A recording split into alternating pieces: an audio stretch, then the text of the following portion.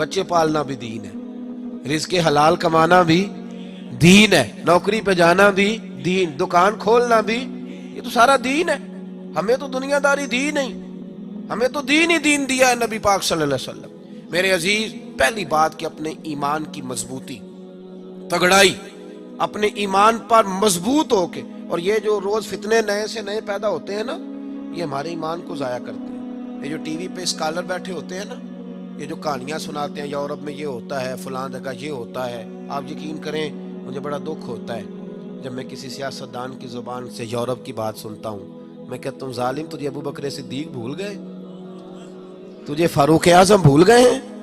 تجھے بھول گئے ہیں سیدنا عثمان غنی اور مولا علی؟ تجھے کیا ضرورت پڑی تھی یورپ کی مثال دینے کی؟ تو نے حضرت عمر بن عبدالعزیز کو نہیں پڑھا؟ ایک نسخہ صرف حضرت ابو بکر کا سنے، صرف ایک۔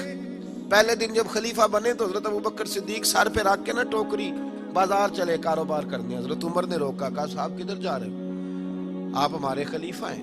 یہ بات صرف اس لیے سنا رہا ہوں کہ ان کا مہینہ ہے۔ حضرت ابو بکر بھائی کدھر جا رہے ہو؟ کہا میں بچوں کی روزی تو کمانی ہے نا، تمہارا خلیفہ بن کے بچے تو نہیں نا بھوکے مار دیں۔ انہوں نے اسے نہ پتا پاکستان چ بن جائیے تو 7 نسلیں رج جاندیاں نے، ان کو پتا معاذ اللہ۔ اتنے تو کہتے ہیں آپ سابقہ وزیر اعظم کا کبھی خرچہ سنیں تو حیران ہو جائیں، یہ حشر ہے۔ حضرت ابو بکر صدیق رضی اللہ تعالیٰ عنہ کہنے لگے بچے تو نہیں بھوکے مارنے، کہا واپس آئیں، ہم مال غنیمت سے آپ کی تنخواہ مقرر کرتے ہیں۔ بیٹھک بیٹھی، صحابہ بیٹھ گئے، جرگہ بیٹھ گیا، مشورہ ہونے لگا کتنی تنخواہ لگائیں، کتنی لگائیں۔ حضرت علی شیر خدا فرمانے لگے مشورہ کرنے کی کیا ضرورت ہے، ابو بکر سے پوچھ لو ماہانہ خرچ کتنا اتنا دے دیں گے۔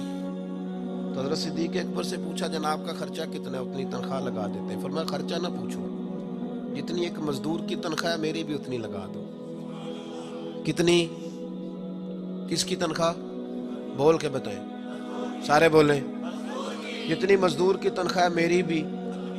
تو حضرت علی کہنے لگے اگر آپ کا گزارا نہ ہوا تو یہ اس اصول پر حضرت ابو بکر صدیق نے معیشت کا نظام رکھا، اس اصول پر کہا جناب اگر آپ کا گزارا نہ ہوا تو سنہری حرفوں سے لکھ لینا دل کی تختی پہ جناب صدیق کا فرمان، کہا اگر آپ کا گزارا نہ ہوا تو حضرت ابو بکر صدیق فرمانے لگے اگر میرا گزارا نہ ہوا تو میں مزدوروں کی تنخواہوں میں اضافہ کر دوں گا، میں مزدوروں کی تنخواہوں میں۔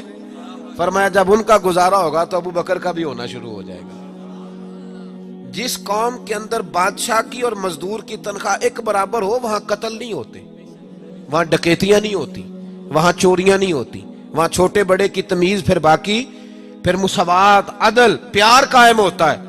اور جہاں بادشاہ کا بیٹا پرائیویٹ جہاز میں گھومے اور غریب کا بچہ بیمار ہو جائے تو اس کو سرکاری ہاسپٹل میں بیڈ بھی نہ ملے تو پھر وہاں لوگ تنگ آمد بجنگ آمد، وہاں لوگ بندوق اٹھاتے، وہاں قتل و غارت ہوتی ہے، لوگ حق چھیننے نکلتے، آمدام برسرے۔ مطلب پہلی بات ایمان کامل، اور دوسری بات ہر چیز سے بڑھ کر نبی پاک کی تعظیم، ہر چیز سے بڑھ کر۔ ہم نبی پاک کے معاملے میں جذباتی ہیں اور جذباتی ہونا بھی چاہیے۔ یہ آپ کو غلط قائل کیا جاتا ہے کہ نبی پاک صلی اللہ علیہ وسلم نے معاف کیا تو مولوی آپ کو جذباتی کرتے ہیں۔ بھائی نبی پاک نے معاف کیا اپنے بے ادب کو، کسی صحابی نے معاف نہیں کیا۔ میری بے ادبی کرنے والا مجھ سے معافی مانگے گا، میرے چھوٹے بھائی سے نہیں مانگے گا۔ تو نبی پاک کے بے ادب کو نبی پاک معاف کر سکتے ہیں، امتی معاف کر سکتا؟ آپ تمام کتب سیرت اٹھا کے دیکھ لیں، جب رسول پاک صلی اللہ تعالیٰ علیہ وآلہ وسلم کے بے ادب اور گستاخ فتح مکہ کے موقع پر بھاگ گئے تو انہیں جو بندہ بھی مشورہ دیتا تھا یہی مشورہ دیتا تھا کہ کسی طریقے حضور تک پہنچ جاؤ گے تو بچ جاؤ گے۔ نبی پاک تک کسی طریقے چھپ چھپا کے، بار بن اسود کو بھی لوگوں نے یہی کہا، دیگر بھی سب لوگوں کو یہی کہا کہ نبی پاک تک پہنچ گئے تو بچ جاؤ گے۔ کہیں غلطی سے عمر کے ہتھے نہ چڑھ جانا، کہیں علی کے قابو نہ آ جانا، کہیں عثمان غنی اور ابو بکر صدیق کے قابو نہ آنا، پھر نہیں بچو گے۔ امت مسلمہ کے جوانوں تمہیں غلط قائل کیا جاتا ہے، اسلام جو ہے جی وہ صرف بات کرتا ہے درگزر کی اور معافی کی۔ اسلام جذباتی بات کرتا ہے، لیکن کس میں؟ جب رسول اللہ صلی اللہ علیہ وسلم کی بے ادبی کی جاتی ہے۔ ادھر دیکھو، اور ایک بات اور بڑے ٹھنڈے دل سے سمجھا رہا ہوں، ہم اگر نبی پاک کے ادب کے قائل ہیں تو حضرت عیسیٰ علیہ السلام کے ادب کے بھی قائل ہیں، ہم حضرت موسیٰ علیہ السلام کے ادب کے بھی قائل ہیں۔ ہماری شریعت کے اندر حضرت یوسف کا گستاخ بھی کافر ہے. ہاں ہمارا دین جو ہے وہ تمام کا ادب سکھاتا ہے، بلکہ اگر کوئی کسی باطل کو پوچھتا ہے تو ہم دلائل کے ساتھ اس کا رد کرتے ہیں. ہمیں وہاں بھی کچی زبان استعمال کرنے کے لیے نہیں کہا گیا، وہاں بھی رد کیا جائے گا دلائل کی روشنی میں. لیکن اس کے باوجود، اتنی صفائی کے باوجود اگر کوئی محبوب کے بارے میں بات کرے پھر امت خاموش رہے. صحابہ میں سب سے ٹھنڈی طبیعت حضرت ابو بکر صدیق کی ہے. حلیم آدمی تھے، پہاڑ بھی گزر گیا تو چپ رہتے تھے. ایک دن حضرت ابو بکر صدیق کے والد نابینا تھے، نبی پاک کی بارگاہ میں آئے. صحابہ اکرام علیہم رضوان فرماتے ہیں، آ کے کہنے لگے اتنا میرا ٹھنڈا بیٹا تھا، آپ نے کیا کر دیا معاذ اللہ. حضور نے فرمایا کیا ہوا؟ توجہ ہے میری بات پر؟ کیا ہوا؟ آج مجھے تھپڑ مارا ابو بکر. صحابہ کہتے ہیں ہمیں یقین نہیں آ رہا تھا کہ ابو بکر تو بڑے حلیم ہیں، باپ کو تھپڑ، والد کو. حضور علیہ السلام نے فرمایا بلاؤ نا ابو بکر کو. جناب صدیق اکبر آئے، کھڑے ہو گئے، ہاتھ باندھے، سر جھکائے. نبی پاک صلی اللہ علیہ وسلم نے فرمایا ابو بکر والد کو مارا ہے؟ چپ کر گئے. پھر پوچھا، لوگوں کو یقین نہیں ہو رہا، تم نے باپ کو مارا ہے؟ پھر چپ کر گئے. تیسری دفعہ محبوب نے فرمایا بولتے کیوں نہیں؟ تو جناب صدیق اکبر نے سر اٹھایا، داڑھی ساری آنسوؤں سے بھری ہوئی. عرض کرنے لگے یا رسول اللہ صلی اللہ علیہ وسلم، والد سے کہیں تلوار لے کے میرے ٹکڑے ٹکڑے کر دے، ان سے کہیں میرے وجود کے حصے بکھرے کر دے، میں سی نہیں کروں گا، لیکن ان سے فرما دے یہ آپ کے بارے میں بات نہ کریں، آپ کے بارے میں بات نہ کریں. تن تندور ہڈاں دا بالن تے اسی ہاواں نال تپایا، کپ کپ مکیاں پیڑے کیتے اتوں عشق پلے تھل لایا. تن دا سالن من دی ہانڈی اتوں لون صبر دا پایا. غلام فریدا وے میں ساری تیری، غلام فریدا میں ساری تیری، تینوں وجہ یقین نہیں آیا؟ کہا یا رسول اللہ صلی اللہ علیہ وسلم ان سے کہیں ٹکڑے ٹکڑے کر دیں. ہر بات سہوں گا، لیکن اگر آپ کے بارے میں کوئی بولے گا تو میں برداشت نہیں کروں گا. میں برداشت، بھائی تو اگر حضور کے بارے میں بھی چپ رہتا تو شریف نہیں، تیری غیرت ہو گئی ہے. یہ شرافت نہیں کہ محبوب کے بارے میں کبھی کوئی صاحب مجھے آ کے کہے نا کہ وہ فلاں بندہ کہہ رہا تھا حضور کو علم غیب نہیں، تو میں کہتا ہوں اس سے تو بعد میں نپٹیں گے، پہلے تیرا تے پتہ کر لیے تو سن کے میں لئی گا. نا تو ادھر بیٹھنا بھائی، تیرے کہان تو نے سن کیسے لیا؟ اس کی تو بات بعد میں ہے، تو بتا پہلے تو نے سن کیسے لیا؟ کیا خیال ہے آپ کا؟ اتنے ظلم کی بات. ایک بندہ کہہ رہا تھا جی وہ تو مکھی کا پر نہیں بنا سکتے معاذ اللہ. میں کیا انہوں تے بعد پوچھاں گے، پہلا تو تے آنا ہو رہا، تیرے اندر وہ ہمت کہاں سے آئی جو تو سن کے آ گیا؟ سن کیسے لیتے؟ ایسے لوگوں کے پاس بیٹھتے کیسے؟ کس طرح تمہاری طبیعت گوارا کرتی ہے؟ اس ظالم کے پاس بیٹھو جو میرے محبوب علیہ السلام کے صحابہ کے بارے میں بات کرے، اہل بیت نبوت کے بارے میں بات کرے. کس طرح طبیعت میچ ہوتی؟ اس کے ساتھ بیٹھ کر چائے کا کپ کیسے پی لیتے؟ کس طرح تمہارے اندر طاقت آتی؟ یہ اپنے اندر غیرت ایمانی پیدا کریں. ہمارا وہی سجن ہے جس کا مصطفیٰ سے پیار ہے، اور جس کا نبی پاک سے پیار نہیں، ہمارا اس سے کوئی تعلق، ہمارا اس سے کوئی رشتہ.